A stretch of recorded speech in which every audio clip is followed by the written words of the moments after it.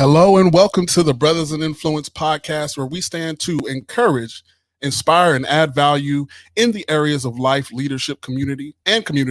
We consist of 5 brothers discussing relevant topics with candor and care.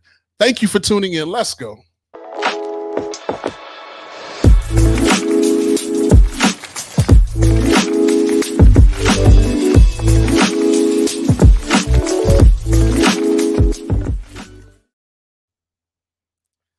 Again, this is your boy Ian Williams, the Purpose Coach. You can find me at Son of the King 02 on Twitter and with the home team, my family, on Instagram at Team Reconcile. I'm really excited today as we have our very first special guest interviewing a good personal friend of mine. I'm a fan and a friend, so I'm actually extra hyped. And before we get into it, I'm going to introduce him, but I want to also give you guys just a little sample of what my man is all about. All right, check it out. Darkness has never been a friend to those in need of the light of hope. The sun lies hidden behind a shroud. It's unnatural to not see the sun for so long. Night always turns to day, given enough time. So many leave this life an hour before dawn, causing our hearts to break before the day does. Those who have been at their lowest know you can't just turn off the depression. The cord to anxiety is tied to too many triggers to be undone at the snap of a finger. The days are long. On the road to recovery, even longer. How terrible to tell those who have the courage to face the day to just be stronger, when the monsters under your bed become the ones dancing in your head. When the one you want to escape from is yourself. Feeling alone, teetering out of reach on the highest shelf. It's hard to be scared of death when every day is a living hell. There is a light of the world. Please let him in. I pray you believe in he who rose from death again. He'll fill the void within. And I promise you, you will experience equilibrium. Woo, man, I love it. See, that's I'm almost at a loss for words. My man, he threw some bars out there. One of them that stood out to me was the cord to anxiety is tied to too many triggers. Listen, I don't know if you realize it or not, but it is the National Poetry Month. Yes, April is National Poetry Month, and so we thought it was apt, timely, relevant to bring a spoken word artist on. But as a friend and a fan, I often describe him as one of the most prolific wordsmiths I've ever had the pleasure of meeting. And without further ado, I'm going to go ahead and just hype him up a little more. My friend KennyFresh, I call him KennyFresh, but Kenneth L. Woods. He is a spoken word artist. He's a writer, a poet, and an author. I happen to have a copy of his book here myself. He has performed in the Midwest as well as various states throughout the country. His work has been shown at international conferences in Athens and Greece, and he's performed live on television. Kenny loves to perform on stage and translates his voice onto the pages for readers to enjoy. On April 3rd, 2020, so this is just a little bit over a one-year anniversary of the release of this book, Kenny released his very first chapbook called Equilibrium. So without further ado, ladies and gentlemen, this is my friend, the poet, KennyFresh Woods. Let's go. What's up, man? I'm so happy to be here, bro. I'm hyped, man. Man, I am happy you are here, my friend. I'm happy you are here. You know, I think this is I'm fortunate to be connected to you on a personal level, and you know, it's interesting because it's been over 10 years, right? Yeah, man. We met 2012. Yeah, no, 2011 actually. Yeah, so we right at 10 years. Wow, that's crazy, man. So we've got some history. I was around when you started getting into poetry real heavy, and honestly, as a fan, a fan and a friend, I know that I should have been supporting you more than I have over the years. And so I'm not going to wait to give you your flowers though. Appreciate it, man. Appreciate it. To give you your flowers though. And so as we kick off the interview, man, I want to talk about your book. I want the audience to get to know you a little bit. So I have some questions and things like that. But often on the Brothers in Influence podcast, we just discuss topics in the areas of life, leadership, and community. So it is our heart to encourage, inspire, and add value. And as a reader of your book, as someone who's purchased your book, I've purchased it for friends as well. You accomplished all of those things. You touch on life, you touch on leadership, you touch on community. I was encouraged and inspired. The actual video that I just played is a part of the first poem, I believe. Yeah. Not I believe, I know, because it's like I read this to people to let them know what you about. So dope. Thank you. Appreciate that. Yeah. So as we get into it, man, just why don't you start off? Tell us something interesting about yourself. I mean, I hyped you up. I threw your bio out there. Tell us something that people may not know by looking at KennyFresh and seeing all his accolades, features and whatnot. Okay, yeah. Many people don't know I'm left-handed. Like, people don't realize until I maybe start writing in front of, like, oh, you left-handed. So that's something people don't know. Another thing is, a lot of people don't know that, like, I was born in Hawaii. So you got a full Navy brat out here. You know what I'm saying? My mom and dad. My mom is from the Louisville area, Southern Indiana area. My dad's from Texas. They met in Hawaii and had me a year later. And so, that's kind of something that people don't know when they meet me. That's crazy. No, it's good. I knew about the Hawaii, but as long as I've known you, I don't know. I'm sure that you being a lefty has come up at some point. Possibly. Yeah. But that's interesting. I've been watching a lot of boxing with my son. As a matter of fact, we watched a little boxing anime called Ippo. Hajime. Oh, hey. Yes. What you know about? Okay. Ippo. That's why I love Ippo, man, because Ippo's a southpaw. I was like, bruh, you know what I'm saying? That's exactly it. So while you out here, being all prolific as a writer, you don't wonder because you're a southpaw with the pen. I love that. I love it. For sure. So yeah, how would you say you spent some time abroad, right, in Hawaii? What age range was that? Man, so I lived in Hawaii like twice. So I was born there, lived there for a couple years, moved to Cali. My brother and sister were born in California. Then we came back. So I have memories up through like the middle of third grade of in Hawaii. Yeah.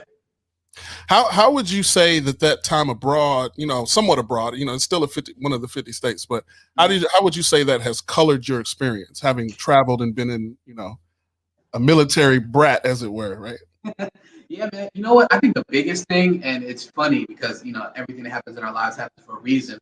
I believe it's allowed me to really talk to a variety of people. When I lived in Hawaii, like I had a Japanese teacher, Miss Kanimoto. I had second and third grade teachers. Either they were Japanese, Korean, Filipino. So I'm learning from people like that. I didn't have my first Black teacher until I moved to Texas in third grade. So I was used to being around a variety of different people. So for me, most of my life, I was ignorant to the effects of racism because I lived on a base where everybody's at, and the common ground was the fact that our parents were in the military. So I never really was, what I'm saying? So that's kind of one of the biggest things. It just allowed me to talk to different people. Like I never really feel out of place because I've been in just so many different environments. So I think that's one big thing that helped with. Yeah. That's cool, man. I can appreciate that. Understanding who you are as one of the things that you're great at is, as a writer and as a speaker, you're just an excellent communicator. So I could definitely see how that could contribute. Being able to connect across lines, right? Yeah, for sure. Yeah. So, being that this is your first time with the Brothers of Influence podcast, we started a little bit over a month ago, and I think you and I had some conversations backstage about Brothers of Influence before it really got off the ground. What would you say when you hear those words as a wordsmith yourself? Like, what kind of themes, what kind of feelings does that title, Brothers in Influence, bring up for you? Man, one thing that comes to mind is that, changing the narrative. I don't know of a podcast that's got 4 African-American brothers discussing topics like leadership and community and things like that. So that's kind of the biggest thing is like, I don't know of a podcast that's really doing that. So that's one of the very first things. And then just like brothers, it speaks to camaraderie. So you got the camaraderie in one hand and you got the influence in another hand, and you kind of marry those two, helping people talk about purpose. And the episode you guys did last week, I caught the first half where you guys were talking about self-care. You don't really find people talking about that in our space as African-American men, right? Everything's like work, work, work, grind, grind, grind. But you guys were really talking about being intentional. You guys are talking about there's something. So that's like the biggest thing is really flipping the script and worry more so about being holistically, you know what I'm saying, whole as a part to just, we've been taught as men to just provide, but you're like, no, it's not just provide, but also to be like, just be a better person on the inside. So. Bro, I so appreciate that. You know, off the cuff, you really spoke to the heart of what we're about. So thank you for that. Just, you know, being willing to kind of articulate and expound on what that says to you and speaks to you. It means a lot, you know, as a man who uses words to make a difference. But absolutely, man, we're very intentional about that. You know, as my personal inspiration is exactly what you summed up. You know, there's not a space where Black men are really talking about these themes, specifically being intentional about self-care. You know, there's plenty to hear about the grind. And we want to get to the grind. That's why we need to take care of ourselves, right? Because we don't want to be rolling around on 4 flats. Facts, big facts. Yeah, you know? You can't help nobody if you're on flats, man. Exactly. And so, you know, that's a hard lesson that I personally had to learn. And so I realized that because it's something that I had to learn the hard way, I didn't really want others to have to go through it. If you can really kind of understand the importance of self-care, being intentional about your personal growth, it can really make all the difference. And to that point, man, you know, one of the things I've always admired about you, Kenny, is that you are a student of your craft. You take your work very seriously. You're not like a fly-by-night poet who just, you know, wanted to throw out sound good and look cool, but you really work at it, man. What motivates you to really stick with it and deliver these things to the world? I mean, because honestly, even though you know, there's bigger stages to come, people don't know you the way they should. After somebody reads this book, they're gonna be like, man, everybody should know my man KennyFresh's name. Yeah, man, I appreciate that. I think, man, it really goes back to the very, very first poetry slam that I did back in like 2013, and I got beat, bro. I was humbled. I was doing little open mics around the city, feeling good. And then the open mic was like, first of all, it was for like $300 prize. And I didn't realize that prize money brings out the killers. So we had people traveling down from Flint, Michigan, people from Cincinnati, Ohio. I think maybe some people from Indianapolis. So all these people swarmed and like they just like took over. Like I don't think there was one Louisville poet made it to the second round, and it's 3 rounds, right? So after that, I was like, bro, okay, wow, I'm just new to this world. And I asked the guy who won what I could do to get better. And he said, never stop being a student. So that's really the first thing that really motivates me, is just hearing that. And then also being a faith-based poet, like you should be at some of these open mics. I'm introduced as like the Lecrae of Louisville, the poet for God. Like, and so I think people have presuppositions on what I'm gonna say, and how I'm gonna deliver it. And so one of my favorite things is to go to a bar or to a place and spit some really powerful poetry, and people not really expect that.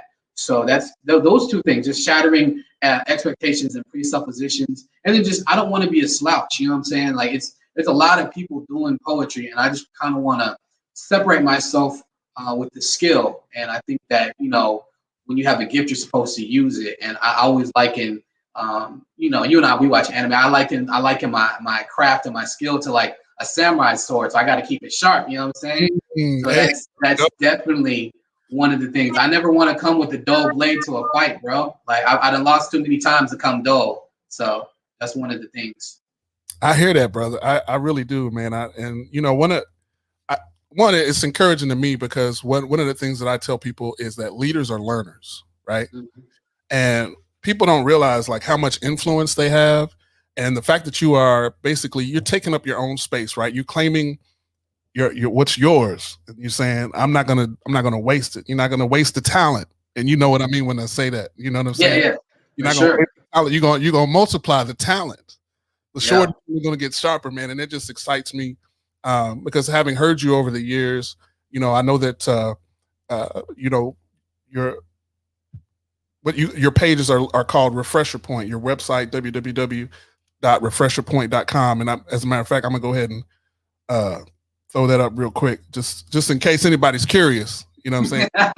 In Yeah, case yeah. anybody's curious, www.refresherpoint.com, and I think that's so apt because you look at the book cover, it's got water, um, and on the back, the way that this is described is it's he utilizes the power of words to refresh perspectives about navigating our individual journeys with collective hope. And honestly, I just feel like that you accomplished that, man. I feel refreshed whenever I read or whenever I hear your words, man. So again, we rolling out the red carpet because I wanna big up my guy, not just because I'm a friend, but because I'm a genuine fan. I appreciate that, man. Another thing that inspired me too is like we both read comic books, so like for a long time I didn't feel like I had a gift, right? I felt like Deku from My Hero Academia, and once I got bit with the poetry bug, I'm like, yo, I really want to develop this. And another thing that kind of sticks in my mind is with great power comes great responsibility. You know what I'm saying? I, I think I get him. yeah, and the thing is, if you, for anybody watching, if you have a gift and you don't use it, you will lose it. And I just didn't. I really enjoyed it. I'm like, you know what? Let's see how far this can go. So here we are. This year marks 10 years of me performing in the city of Louisville, right? So Yeah, yeah, I hear you. Hey, listen, I got your back, bro. I'm in your corner. If you didn't know that, I hope you know that now. I So know, as we keep it moving, man, as we keep it moving, I'm just curious, what keeps you up at night? man. What keeps me up at night? Generally, I actually try to go to sleep and get a decent amount of sleep. So one thing that keeps me up is if I'm writing and I've just learned enough over the years that if I get a dope idea, I need to just stay up and work on it. Because if I go to sleep, I'm like, oh, I'll get to it later. I got to wake up and it's gone. And people go, oh, your poetry's so dope. And in my mind, I'm like, yo, you should have heard the lines I forgot to write down. So that's Yeah, kind of the thing that keeps me up, man. It's like, I just want to work on it. I don't want to let anything go to waste. Sometimes I feel like 2 a.m. seems to be like the hour for like creatives and business people. So I'll stay up working looking at either the website or just planning the day. But a lot of times I try to be in bed, but sometimes it's like creative, that juice just like it just a spark. So that's kind of one of the things that keeps me up. yeah, that's good. Yeah, I love it, man. Because I think what you've illustrated just over this first half of our time together is that you really dedicated. You've talked about never coming to a with a dull blade to a fight. You talked about we talked about leaders being learners. Um, and just for those of you listening, this applies. Honestly, these are principles, these are ideas and things that you can apply to every area of your life. Whatever your gift is, you may not be a poet, you may not be a leadership coach, or what have you, but whatever that is, there's a spark there that you can really tap into, uh, where you can really begin fulfilling and identifying what you feel your purpose is and find fulfillment in your life. And I think that's the beauty of it, man. Because when Fresh is on the mic, I can tell he comes alive. Uh, just like when I'm working, in my craft, and that light comes on, and I feel alive. Like I love it, man. And so that's why I want to support it. And so we actually got a couple questions in the chat. I want to bring those up here in a second. But for those of you that are listening and watching, this is a great opportunity for you to like and share. Uh, Jump in the comments with your own questions if you want to engage Kenny Fresh while we have him. We want to tap in while we have him here, because my man is only going up from here, and he may not be available for the next episode. Yeah, man, you never know. You never know. Yeah. So let's we actually got a question in the chat here from our brother Sherrod Ledet. I want to give him a shout out. Our leadership locksmith. He says, "What was your approach to identifying your gift?" Man, that's a great question. I think it was somebody. I was told I had a gift, right? So for me, like one of the things, like I wrote, I got like I wrote my first poem in 2008. I'm like, oh, this is cool. And, I'll write journal entries every now and then, do a poem. But I think what really revealed that it was a gift was when one of my grandfathers passed away in 2010. And I went to the wake and I had my journal with me. And like words came for this poem like 45 minutes before the wake. I did it. People loved it. And I did it at different open mics. I did it for the lady who was preparing my taxes. And she was like in tears. So I saw that the poetry was affecting people. And then one of the other tax guys like, hey, man, I don't know if you know, man, but you got a gift. He's like, some people, like, he's like, you got something. And so being told that I had something, I was like, oh, I've never thought of it like that. I just thought this was something fun for me to do. But the fact that somebody told me that and I saw how it affected people, I think that kind of helped. Yeah. Yeah, what I love about what you shared there, man, that's for one, that's powerful, man. Thank you for sharing it. Is that many times when we're walking around and we don't believe we have any gifts or we're not sure what we're meant to do, when really because we expect it almost to be this standout thing that I know that I'm great at, and but oftentimes it's not. It's usually the subtle thing, the thing that you just do naturally without even thinking about it, right? Right. Because it's a natural extension of who you are as a person. And that's really what other people begin to see it. And I know that over the years, people was like, oh, you got a gift. You could do this thing. Or it was like, man, I don't see it, bro. Right. But you're doing it. Like, you're doing it, and so sometimes it takes situations like that where you're operating in it without even thinking, and you see how it affects others in order to wake you up. Right. Absolutely. Absolutely. If I could add something on to another thing that was crucial is like, for me growing up, I hated writing. Like I tell the story all the time. I was in 5th grade. The lady wanted me to write more. My teacher wanted me to write more. And, she was sending notes home saying I wasn't writing enough. So I would space the words farther apart because I just hated writing. And just when I started realizing I could write, one thing that was always there, because you're talking about the subtleties, one thing that was always there was a love of words, right? Mm-hmm. So I was always reading. Like I might not have liked writing, but I loved reading. And so when it came to the writing, sometimes words would pop in my head, and I'm like, I don't even use this word, but I guess it was something I read that just kind of popped out. And so just the love of words was always there. And then it went from loving people's words to like creating my own words. So. Wow. That's awesome. That's awesome. The love of words was always there, man. Yeah. I think that would help a lot of people if they just realize the things that they're already passionate about. Right. Mm-hmm. And then begin to observe, because as our brother in the chat says that people usually see it before we do. Right. So if you somehow can begin to identify the little things that you're already passionate about and line it up with what people see, oh man, you're on your way somewhere. You're on your way somewhere. Absolutely. So another brother in the chat brought up another question. He says, what fuels your creativity? Man, what fuels my creativity? That is a great question, man. It comes from, I did an open mic last month virtually, and I told him sometimes it's like trying to like wrestle with smoke, because it comes and goes. A lot of times stuff that people say in conversation, or when outside was open, I would go people watch and I would see things. But it could like when we were talking backstage, I've had poetry that's been like inspired by dreams, man. So all around us, man, though, everything around from a line that somebody said, or a word that I've never heard before and I Google it, all kinds of stuff fuels the creativity. And I think that's why I'm able to, write even 10 years later. People talk about running out of things to write. I'm like, where? There's so many things around us that you could write about. There's always, people are changing. There's always news. If you're talking to different people, different perspectives, you'll hear something that you've never heard before. I'm like, man, that's kind of interesting. I kind of want to write about that. And then just life, when you live life, there's always something to write about. I was talking to a poet last week. I'm like, man, I ain't wrote in a week or so. He's like, whether you talk to somebody, you had a thought, you experienced something. He's like, just sit down and sort through it. And, sure enough, like I was just last week, I was writing something and I thought about, I had 4 grandfathers at one point because both my parents had step parents. And I'm like, I just thought of ideas for a poem for each one. So, off the bat, like I got like three poems. Like I came up with like 5 while I was writing one, 5 other ideas. And so I just kind of keep those in the tuck till I'm ready to approach them. So it comes from everywhere. I love it. I love that, man. Yeah, I don't know if you've ever heard of a local. It's not local. It's kind of a creative network called Creative Mornings. Have you ever heard of Creative Mornings? Mm-mm. For one, I'm gonna need to put you on because that's a stage that you could possibly be on. Okay. We're not promoting him here, but anyway.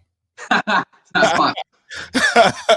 But one of the things I love about connecting in that network is they say this thing, the specific phrase that we believe that everyone is creative. Yep. Right? Totally agree.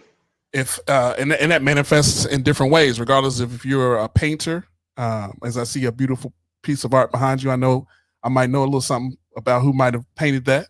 Right.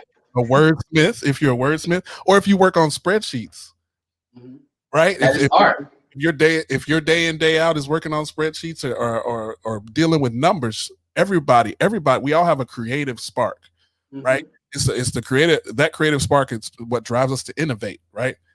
To do something different, to leave our mark. And I've worked in the corporate world, and I know that in that sort of environment, you can kind of be lulled to sleep, like I'll just coming in and doing my job and keeping my head down and earning a paycheck. But no, like as a leader, one of the things that I realized, just like we've talked about how the importance of learning, right? Being a lifelong learner. Life is a teacher in and of itself. You learn so much. If you're a spouse, if you have children, if you have relatives, you have family, you got people you just connect with every day. You could be walking down the street and you could learn something. And so being open-minded is so powerful, right? Because there's principles that operate in the world that we live in, regardless of where we find ourselves in life. And the world is operating according to those principles. And so if we begin to tap in, you know what I'm saying? Right. We can gain a lot of inspiration. Thanks. Yeah. So I know that. Wow. I kind of touched on the parenting thing. Like how does being a father inspire you as a creative? Oh man. So we're all pretty much we're a creative family. So sometimes my daughter will say something, or she'll say, she's so like wise, and she'll say something I've never thought of. That's cool. I might write about that, or just seeing her at work because she's serious about her craft too. She draws, and sometimes I might just be like chilling on my phone. I see her just on the couch, just writing, just drawing. I'm like, you know what? She kind of inspired me to put down my phone and pick up my pad and write. And sometimes she's like the spark. Like you might just be chilling. She'll start drawing. I might start writing, and then my wife might start painting. So sometimes it happens like that. But just watching her just grow, right? Just grow into the things that she talks about, the things that she experienced. That plays a part too. Wow. Yes. I can identify with that completely. Being my son is 5 years old now. Way too big for 5. Right. But like, man, watching him grow has been a major source of inspiration for me. I remember being a parent of an infant, and it's so easy to get caught up in the milestones. Like, oh, is he gonna start crawling? Oh, is he gonna roll over on his back? Oh, whatever. Is he gonna tickle his nose? I don't know, whatever. But but like, I get so caught up like, oh my gosh, is he doing it on time or is he not doing it on time? And I'd be focused on it one day, and then he'd just start doing it tomorrow when I wasn't paying attention. Yeah. I say that because it really gave me a different outlook on life.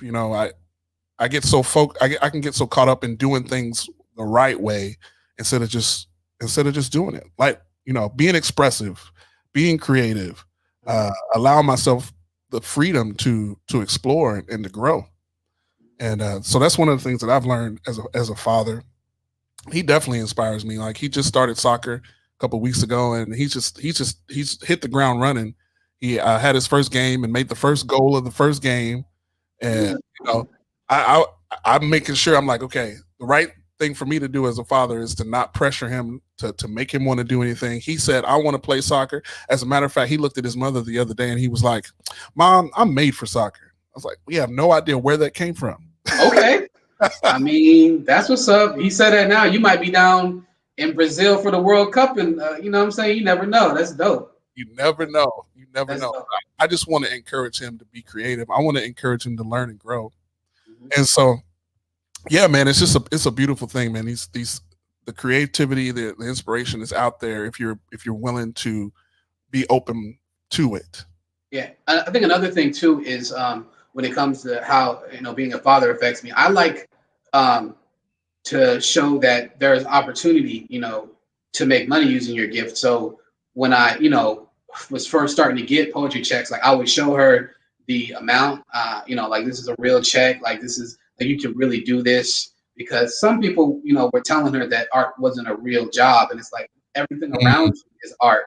Yeah. So showing checks, she would go with me to events, and so like I did something at the Kentucky Center for the Arts, now called the Kentucky Performing Arts, years ago, and she got to come backstage and like wish me luck before we went. And then years later, she's doing something. They're performing with her school, and they were taking her backstage. She said, "Oh, I've been back here already." And like the teacher really did not believe her. Like, no, I think you're mistaken. There's no. It's like, no, my dad was here, he performed, and I've been back here before. So giving those kinds of experiences, those are really, really heartwarming. And then just to see, like, when outside was open and we were, gathering in person, she would point to people like, "That's my dad performing," and people like, "Yes, I know." She's so proud. And she was like also another thing too is like kids are like your biggest fan. Yeah. And now that she's older enough to like really critique, I run poems past her. She's like, "That was okay." It's like that one was a little too describing, or like, I think you could do better. So I've heard you do better. I'm like, oh wow. All right, well I need to go back to the drawing board. And Yeah. yeah, and kids they don't have that filter. She's like, hey, I'm like, okay, I appreciate it. Let me know if it's whack or not. And many times she's on point. So Yeah. Yeah. Yeah, man. You know what? You said something really, really powerful. I just want to emphasize it just for a minute. So a couple seconds ago, you mentioned that she didn't know that she couldn't make money with her gift. mhm, And as someone who works with people, there are so many of us that believe that, right? mhm, That we are passionate about something, we're great at something, but we settle to doing the menial things to make sure the bills get paid because at some point in our lives we were told that we couldn't make money with our gift. Can you talk to that a little bit? yeah, man. Shoot. I think people were kind of surprised, like when I started doing poetry, because I come from a science background, right? So, two degrees in science, bachelor's in biology, associates in chemistry, right? And so people kind of knew the trajectory that I was going to be going on, and then to discover poetry in the middle of college, and like you said, I do feel like I come alive sometimes when I'm doing this, and people are like, okay, that's cool. And one thing I would get would be one thing you're still doing poetry. It's like, bruh, I done had a website for 8 years, or you doing your little poetry. Like when people add the little on in front of your business, like, oh, Ian, you doing your little leadership thing, like, yeah, a mug is like utter disrespect. So I might not have people tell me you can't make money, but I think people that people that didn't know what to do with it. They didn't know to take you serious. It's like, no, like this is a real thing. And it's crazy because it seems like sometimes the people closest to you don't really see it, but the people like who are on the outskirts, they see it and they acknowledge it. And for me, my story is I feel like it's very unique because when people started booking me, they asked what the price was. People didn't just assume it was free. And of course, some people did, but most people came with the respect, like how much would it cost to book you? So Yeah. I was like, I didn't really have to really deal with the starving artist thing. I just think people didn't really know what to do with it. And I was hearing a poet say on Instagram the other day that many people who are booking spoken word artists, 99% of them, it's their first time. They don't know how to book. So artists and creatives and business people, when you are getting clients, you have to, many times it's their first time, so you have to teach them. You got to teach them what your rates are. You have to teach them that, like, here's a great example. I did something for a church years ago, and it was like a pastor's banquet, right? And so the thing was, the dude wanted me to pay for my plate. And I'm like, well, it was going to be like a certain amount. He's like, well, we'll take the cost of the plate out.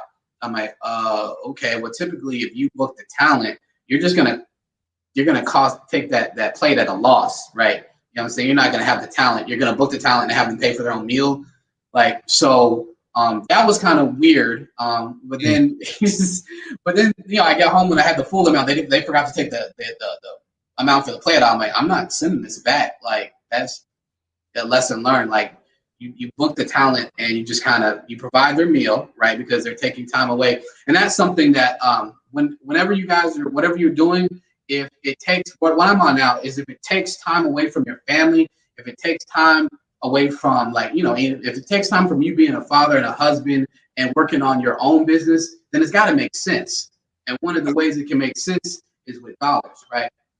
And so that's kind of how I approach it. If you want me to leave my house, it's got to be for a reason. Now, when outside was open, I would attend open mics, and I learned one of the things too is I think I made myself too accessible over the years.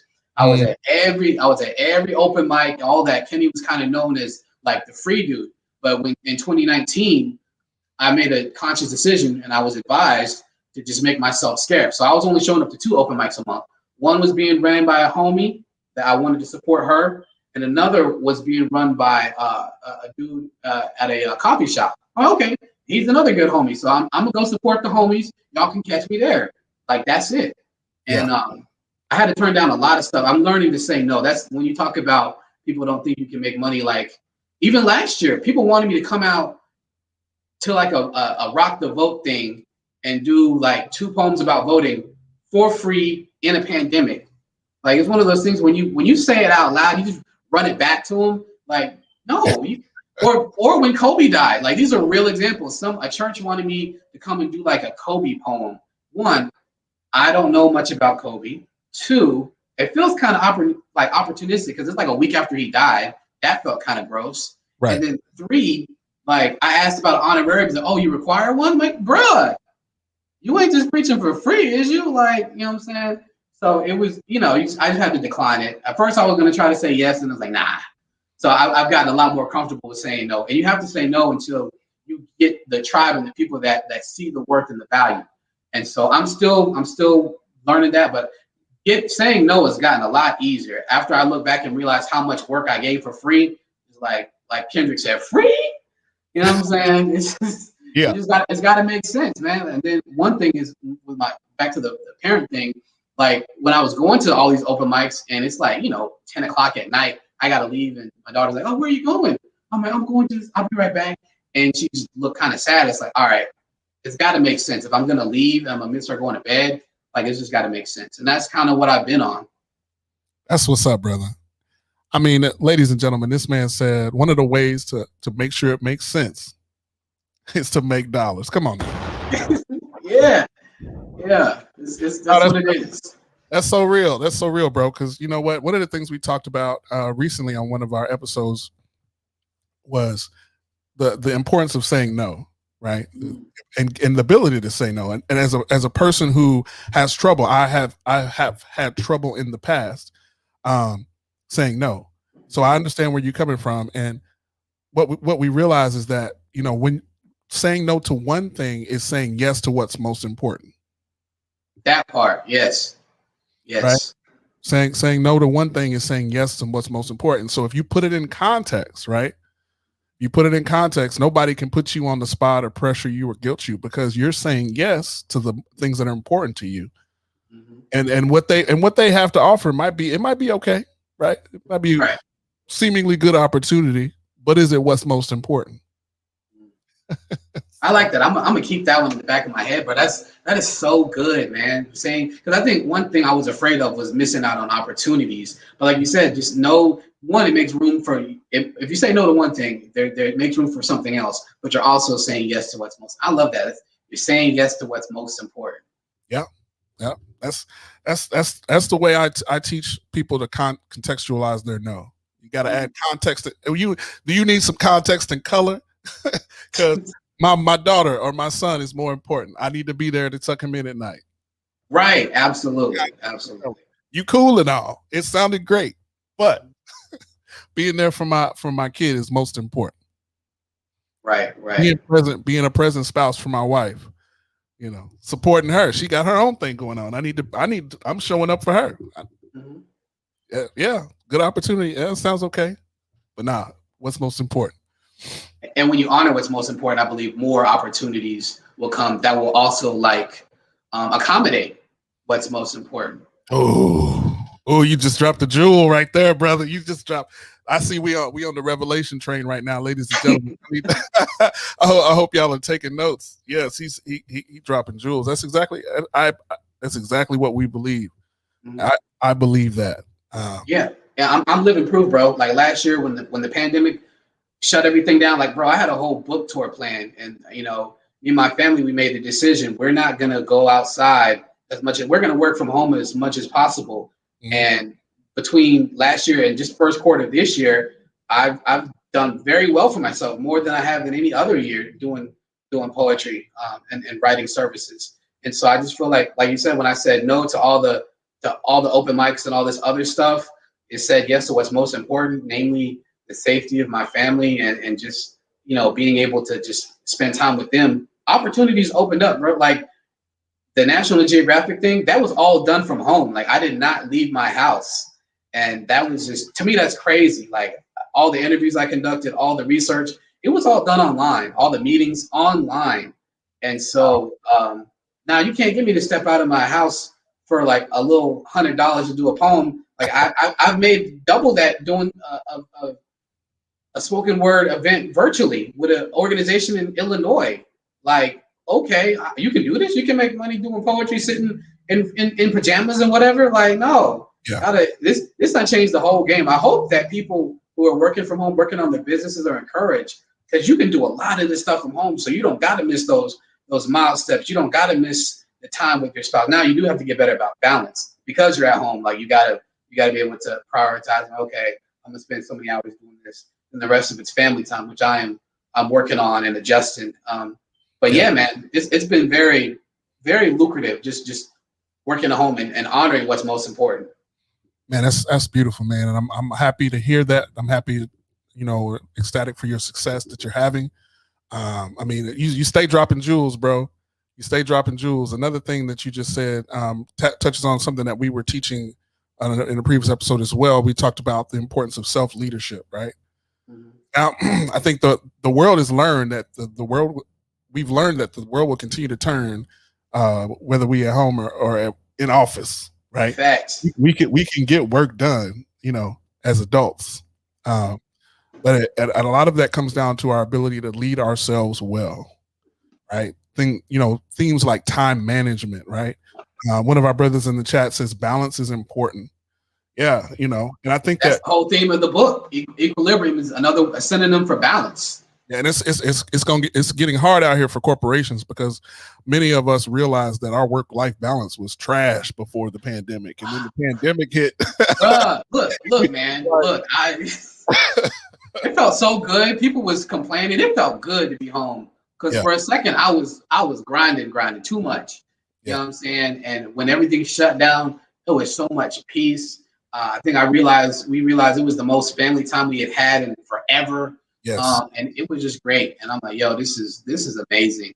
And then with the opportunities to work from home, like, oh, people are doing virtual like poetry shows, bet. You know what I'm saying? And the fact that I dropped the book in the middle of the beginning of the pandemic, and like my mom bought 20 copies, and I've had people from across the country buy copies. Like, oh, people are still supporting even if they can't physically go out. So like, like you said, it just makes us realize a lot of what we were taught, a lot of what we were doing was kind of like a facade, because much of it can be done from home. Exactly. Man, that's so good. There's so many directions we can go here. But I want to ask you, brother, what has been your greatest challenge as a creative? I've got several, but man, I think the one thing is comparison. When you're in a particular field and you see people doing the same thing that you do, sometimes you judge how well you're doing by what other people are doing. And like I said, I've been doing this for 10 years, but there are still pockets of this area that don't know who I am. And I don't seem to. Sometimes it seemed like I wasn't getting a lot of opportunity because I wasn't as popular, well known, or whatever. And so sometimes I struggled for a minute to be genuinely happy for people that were doing seem like better than I was. And one thing that I think really helped me with that is just like whenever I get an opportunity, I kind of pray and it's like, if it's for me, it's for me. And there have been some devastating ones where, you miss out on like a four-figure opportunity. And I'm like, okay, well, I guess that just wasn't for me. And so that just comparison. And then now a thing that I'm kind of struggling with is just really just shooting shots and being comfortable with getting no's or no responses. I was really trying to, earlier I was trying to send a lot of emails to places, pitching myself. And a lot of times it would be no response or some response, but like, oh, we'll pass or something like that. So I just realized you got to just keep trucking. You just got to keep moving. And that's kind of hard. Like as artists and as creatives, we're very sensitive about what we create. And so if we get rejection, sometimes it feels like they're rejecting us personally. And it's like, it might just not be a good fit. Like last year, I sent a lot of poems to be published to online literary magazines. And I got like straight no's. And I'm like, well, I know I'm a good writer, so I don't know what's going on. And just learning not to take that personally and just going where you're celebrated and not tolerated is something that I'm working on as well. But yeah, just the biggest creative thing. And also is just sticking with it because sometimes it looks cool, but there's so much work that goes on the back burner. There's so many hours that I dedicate to memorizing a new piece. One of the things I pride myself on is not reading a book. Like I try to recite from memory. I just feel like, when outside was outside, I prided myself on that because people didn't pay money to come see me read from a phone the whole time. They want to experience. They want to look in my eyes. They want the expressions on my face. And so, just that was kind of learning those kinds of things. But yeah, it's just comparison and rejection. Those two things will paralyze a creative or a business person if you let it. It's a lot of that on the front end. It's unavoidable. You just got to go through it. Like it's all hard. You choose your hard. So either you learn from the rejection and you learn about the comparison, because a lot of times people are putting up highlights. Nobody's putting up what they're missing. No one's, what I'm saying? No one's talking about that. People are just putting up the highlights. So when you realize you can't compare what you're doing on the back end to somebody else's highlights, you find freedom in that. Ooh, man. Again, he's dropping jewels, ladies and gentlemen. He's dropping jewels. And I'm not perfected in these. I'm still learning. I have to be reminded every now and then. It's like, yo, you comparison, like just chill. If it's not for you, if it's meant for you, it's for you. If not, cool. You know what I'm saying? I ask God, I actively ask him to block things that I'm not supposed to have. Right. Mm-hmm. Yeah. Sometimes it hurts, but here's the thing though. I was telling somebody, I told him, I'm like, he's like, I told God, like, just say no if it's not for me. But there's been a lot of no's. I'm like, can I get a couple yeses? I need some yeses to balance this out. And then he's come through. Like I like what Swoop said. He's like, hip hop artist Swoop said, I didn't come up. God came through. All facts. Like that's kind of what it is. Yes, sir. Yes, sir. Listen, if you're listening to this, there's so many jewels being dropped right now. Wow. One, again earlier we talked about how we dealt with the lie that you can't make money, using your gift, right? First of all, I'm gonna tell you straight up, that's a lie. Okay, so my brother here, he's living proof. I'm living proof as a purpose coach and as a leadership development teacher, trainer, speaker. You can definitely make money in your gift, and this is one of those things that you need to be creative. You need to be able to think creatively. More than likely, the thing that you're gifted at, somebody is already out there making money doing it. Mm-hmm. But the thing about it is that you are uniquely, fearfully, and wonderfully made. Nobody can do it like you. Yep. Right. And so the thing about the whole journey of it, I want to focus on the journey, because you're telling us your story, Fresh, and what's beautiful about it is like it's not about the destination, right? The destination, you'll get there if you stay committed, right? But it's about the journey and wrestling through comparison, wrestling through rejection, as part of the journey, right? Yeah. As you overcome, as you level up in your confidence and your belief in who you are, as you stay committed, you won't get the confidence and the belief if you don't stay committed. You got to stay committed, right? You You got got to to. stay committed. And sometimes that rejection will come on like the most disrespectful days. Like last year, I think I got an acceptance on Father's Day. Like whoop whoop. Then on my birthday, I got like a rejection. I'm like, dang, bro, like they could have just waited a day later. How I get a no on my birthday?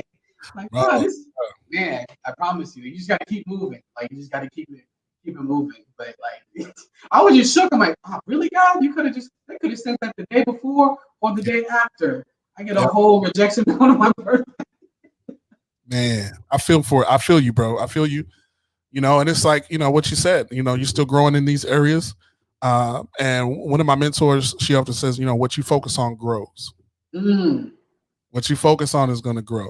In Yep. the old church, we talked about magnifying the Lord. It wasn't that the Lord got bigger, it's that our perspective changed. Mm. So if we can shift the perspective, what we focus on is what's gonna grow. And so we gotta it's a journey, it's a choice, it's self-leading, right? It's self-care. One of my favorite coaches and motivational teachers, he often talks about how people come to him and they're wanting coaching, they're wanting to be encouraged, but all they want to talk about is the no that they got. And he says, if you want to, I don't know if you've heard this message or not, but he says, if you want to talk to me, don't talk to me about the no. I don't want to hear about the no, because you come to me talking about the 1,000 no's. But if we want to go to the next level, I need to hear you talk about the yes. I want to hear you talk about the yes that you got. Where you said go where you're celebrated, not tolerated. I want to hear about where you're celebrated. Mm-hmm. Right, because then we got something to work with. I can't do nothing with your no. If you stuck on your no, I can't do that. Ooh.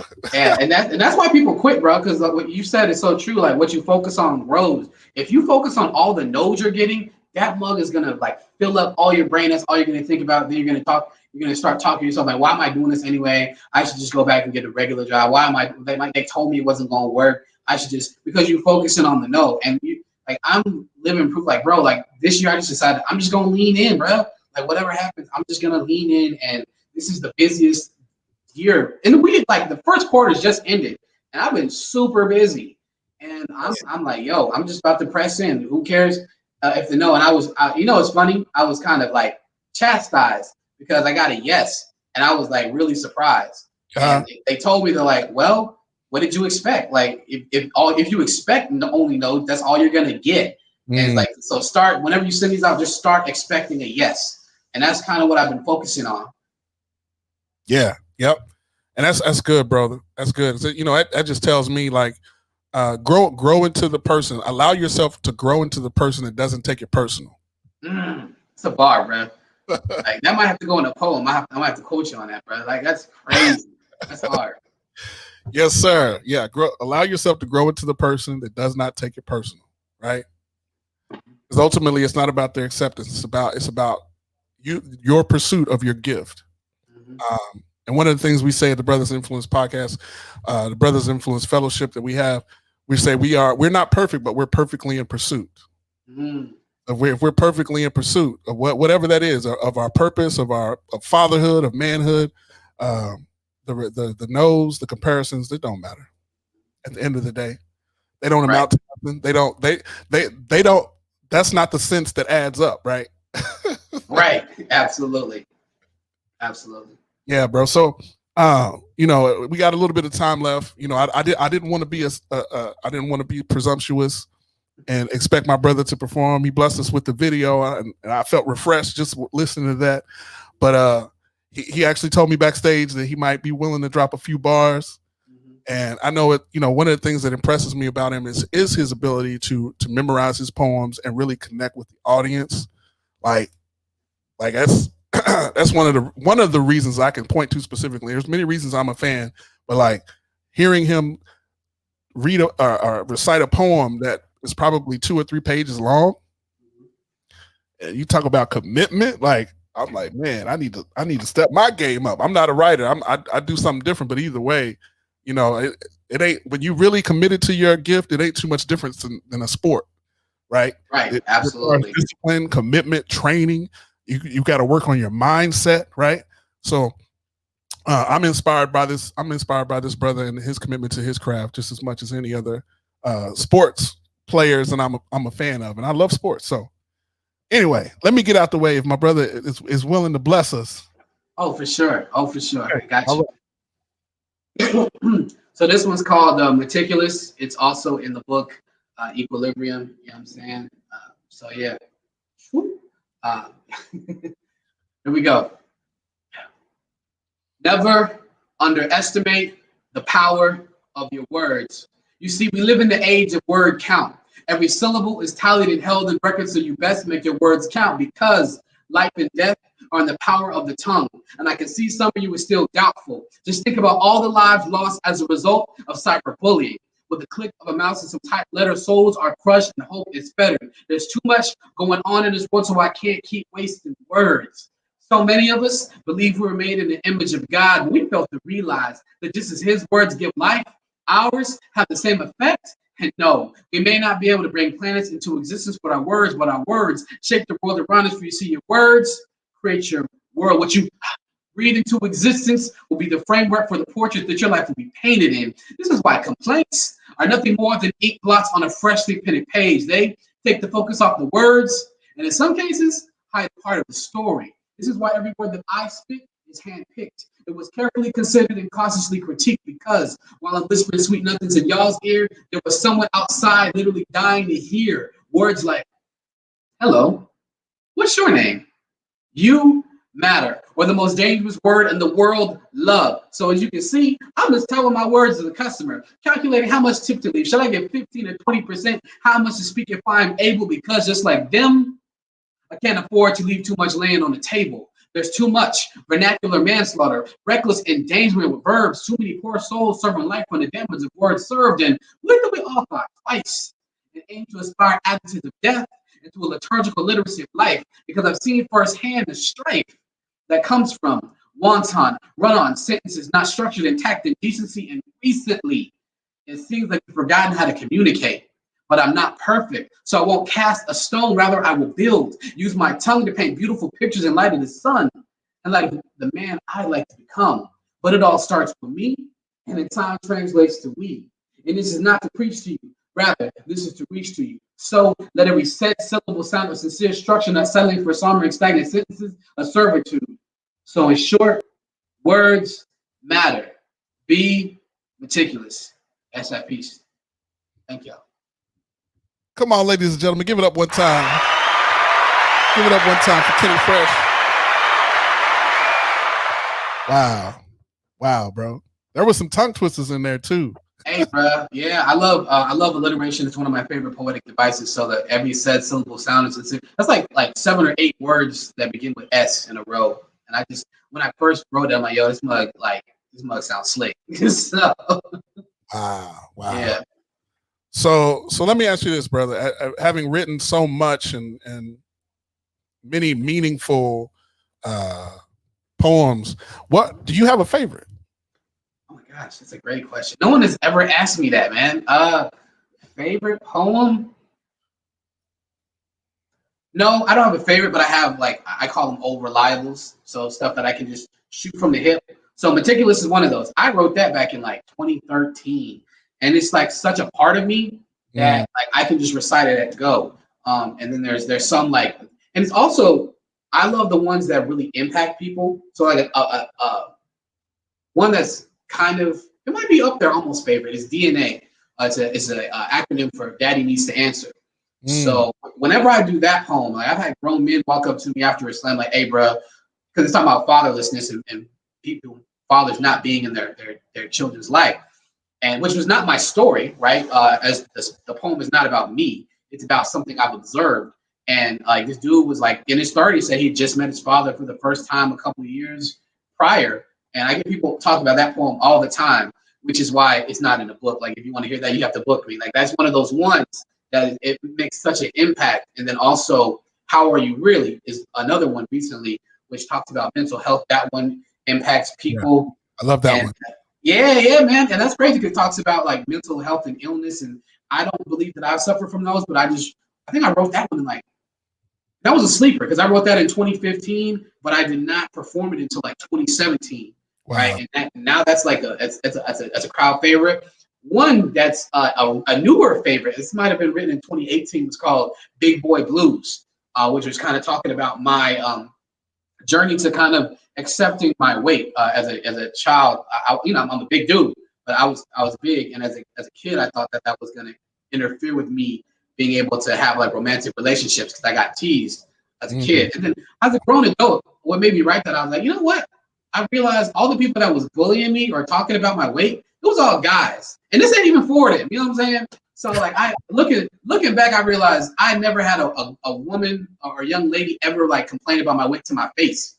Like it was all guys teasing me. And so when I realized that, I'm like, Big Boy Blues. And I just wrote it. And I did it at an open mic back in 2019.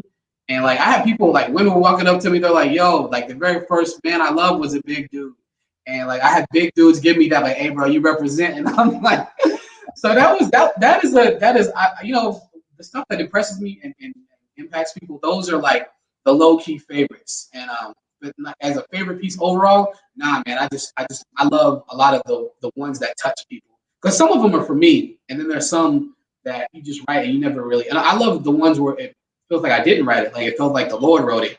Those are really dope too. And you just never know how it's gonna affect people. That's my favorite part, is when I'm performing live, I'm scanning the audience, seeing who's really locked in, who's really feeling it, and then just talking about what people took from the piece after the fact. Yeah. That's good, brother. I appreciate you sharing that, man. And listen, as we're wrapping up, man, I want to give the people opportunity to know what's next for KennyFresh. If you got any events, I know you got your National Geographic project. I definitely want to give you space to shout that out. Yeah. Websites here down on the bottom, refresherpoint.com. You can subscribe to his newsletter. How often does that newsletter come out? Man, on a good week, like bi-weekly. Sometimes I might let it go an extra week, but I'm not in your inbox like that. And your information is not sold. I try to do every 2 weeks, or if there's a lot going on, maybe every week. But it goes pretty much bi-weekly. And you want to subscribe there. Refresherpoint.com is the hub. That's like my digital house. So you go there, you can find my social media. You go there, subscribe to the newsletter, because I send out goodies to the subscribers. I believe in rewarding people who take that extra step. Anybody can go to your social media and like. That doesn't necessarily mean they're engaged. Right. I appreciate everybody who actually like subscribes, and it also opens the newsletter. Right. So like shout out to the people that open it and actually click on the links. I really appreciate that. And man, I'm just excited. Like if you go to my website, refresherpoint.com, you will see that we're taking it up a notch, because now Refresher Point LLC is Better Business Bureau accredited. You know what I'm saying? A plus. We did that end of last year. It was something we wanted to invest in. So like a poet once said, like, I don't play poet. Like, this is the business of refresherpoint.com. That's where you can go to purchase the chat book. I've got blogs that I try to put up weekly. I got like 9 blogs up there. And when it comes to the National Geographic project, 2892 miles to go, man. If you go to my, we're gonna put it on the website, a link to that. But if you go to my Facebook, there's a link that we've shared. And just what I've got coming up is May 23rd. I'm gonna be a featured artist for an open mic hosted in South Bend, Indiana. And if you go to my social media, I'll have the links whenever these roll out. Then on the May 25th, I'm going to be doing a reading for St. Louis, like Poetry on the Point. This is the St. Louis Poetry Center. I'm going to be doing a reading online for that. I just recently I did a collaboration with Kentucky Refugee Ministries. Last year marked 30 years of them helping refugees resettle in Louisville. And I did a poem for them. And a couple weeks ago, they did a live shooting of different artists performing at the South Central Regional Library. And that video just went live on the 24th. And you can find that on the Kentucky Refugee Ministry page on Facebook. And then just more equilibrium, you know what I'm saying? Can never push the book too much. It is small, but mighty. I packed a lot in there, poems from over the years. And the whole goal is just about balance. I really want people to to try to achieve balance in their life. That's why the poem in the video was challenge your point, which is like the lowest point on earth, because the Mariana Trench is the deepest trench in the world, and like the very bottom of that is, I think it's called Challenge Your Point. And then the end of the book is Everest, or Everest, like Mount Everest, highest point on earth. And so there's a whole thread trying to teach you, take you through how to achieve balance, in my own personal opinion. But yeah, man, you can find that on refreshyourpoint.com. Click on the chapbook, and it's self-published, but it's available on many online retailers like Amazon, Books a Million, Barnes and Nobles, even Walmart. It's a lot of places you can get the book. But Refresh Your Point is the hub, and if you want to connect with me, like the scrolling across the bottom, Refresh Your Point on Instagram, at KennyFresh1025 on Twitter. I'm very approachable, but like I said, Refresh Your Point is the hub, the house. That's where you want to go for everything. That's what's up, man. Thank you for sharing that, man. And I just, again, I've kind of I put my personal stamp on this episode, all the way throughout. But I just want to say, man, this book really is worth picking up. It's a short read. It's only 100 pages. But what I was telling my brothers that I shared this book with, who actually picked it up and enjoyed it, I said, Kenny accomplishes in 100 pages what many motivational speakers and writers do in 300, 400 pages. So I'm a leadership coach, so I'm a student of my craft as well, and I read a lot of books, and a lot of the same themes and messages that are meant to help you get from point A to point B. In a motivation, you'll find in a motivational book. You can also find in this chapbook of poetry. It's just beautifully written. It flows easily, and it honestly, whenever, like I said, whenever I read it, it's like a refreshing wave, kind of washing over me, helping me to renew my mind. Keywords there, renew my mind. Right, man. That was what it was written for, man. It's just to bring light and hope. And you know what's crazy, man? People have been asking for a book for years, and I've just been resistant, like reluctant. That's kind of speaks back to, I was super linear. Like, I want to put like a spoken word album, but people were asking, like some of my people who've been following me the longest, shout out to Miss LaVon Chatton. She had been asking me for a book for 7, 8 years, right? And so, it feels good to finally put it out there, and just the responses being getting is just amazing. So I'm gonna keep writing. Look for something maybe next year, but I'm gonna keep pushing Equilibrium, because even though it's a year old, I think there's just a lot of places it hasn't been yet. Oh, also stay tuned. I'm going to work on getting a digital version of that for all you Kindle readers and ebook readers. I'm working on that, and people have made requests for audio. We'll see about that, but you will be getting a lot more Equilibrium related stuff and merchandise and things like that. And I forgot to mention, I've got the merch line. If you go to my website, click on merch. I have this shirt, Fresh, got Equilibrium shirt. And Ian's also, purchased a shirt. It says spoken word.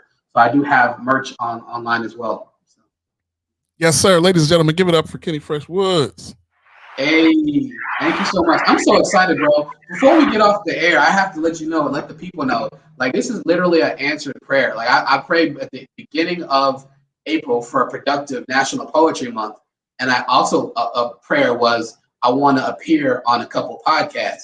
And then literally, I don't know if I even told you this, like, 3 days after I said that prayer, you reached out to me. Like, I didn't reach out to you. You reached out to me 3 days after that. I'm like, wow, that's amazing for that. So that's why I'm super hyped about this opportunity, because I feel like it was, God given, right? Like, that's amazing. That's what's up, bro. I appreciate you sharing that with me. That's an encouragement. On this journey, it's this. I've kind of described it as somewhat of a passion project, but I realize that I'm functioning in my purpose, right? And there's so many times along this journey of getting this off the ground and getting it started, connecting with the other brothers. It's like, man, I just felt like I was in the spirit, man. I wasn't even sure what happened. Looking up, and we already 6 episodes deep. We got our first, guest speaker, who happens to be a good friend of mine that I'm also a fan of his work. And so, man, I'm just so grateful for what, how far this has been brought, how far God has brought us, Facts, so, bro. Yeah, man, and we out here. So you are now an honorary member of the Brothers in Influence crew. Dope. We open the fellowship anytime, man. We're building community. We're about life, leadership, and community here at Brothers in Influence.